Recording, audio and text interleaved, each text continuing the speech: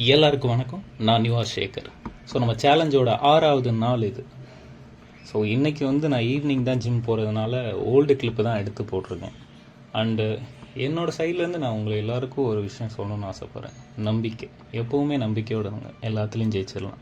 And gym முடிச்சுட்டு ஸ்ட்ரைட்டாக படிப்பில் இறங்கிட்டேன், பக்காவாக போச்சு. ஸோ எப்போவுமே படிப்பு பயங்கரம் தான். ஸோ ஒரு பிரச்சனையும் இல்லை.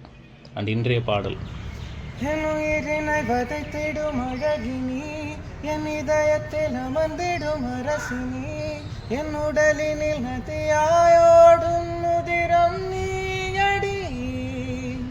உன் சிரிப்பினில் கவிதைகள் கலங்குதே, உன் மொழிகளில் இசைகளும் தோற்குதே, உன் இருவிழி மின்னல் ஏந்தாவானம் ஏங்குதே. உனக்குள் இந்த காதல் காண்கிறேன், வெளியில் சொல்ல வார்த்தைகள் தேவையா? இருந்தும் உன் இதழ்கள் அந்த வார்த்தை சொல்லுமா?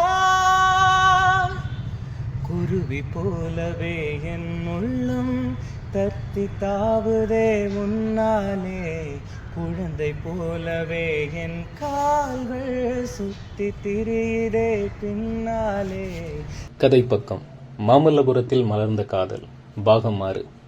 இவ்வுலகில் சோதனையும் வேதனையும் கண்ட மனித மனங்கள் நாளைய விடியல் நல்லதாகவே இருக்கும் என்ற நம்பிக்கையிலேயே இன்னும் வாழ்ந்து கொண்டிருக்கின்றன. கடற்கரையில் அமர்ந்திருந்த ஆதவனை உலுப்பிய மாறன், என்னதாண்டா ஆச்சு, யார் அந்த பொண்ணு, நீ ஏன் இங்கு கண்ணீரோடு உட்கார்ந்திருக்க என வினவினான். மாறனை கண்ட மறுகணமே ஆதவன் அவனை கட்டிப்பிடித்து தேம்பி தேம்பி அழுக ஆரம்பித்திருந்தான். மாறா என விசும்பலோடு வந்தது ஆதவனின் குரல். மாறா, அவ என் ஒய்ஃபுடா என கூறியபடி மீண்டும் அழுதான் ஆதவன். மாறனுக்கோ பேரெதிர்ச்சி. டேய், உனக்கு எப்படா கல்யாணம் ஆச்சு என கேட்டான் மாறன். மாறனை நிமிர்ந்து பார்த்த ஆதவன் மெல்ல பேச ஆரம்பித்தான். தொடரும். டாடா, போயிட்டு வரேன்.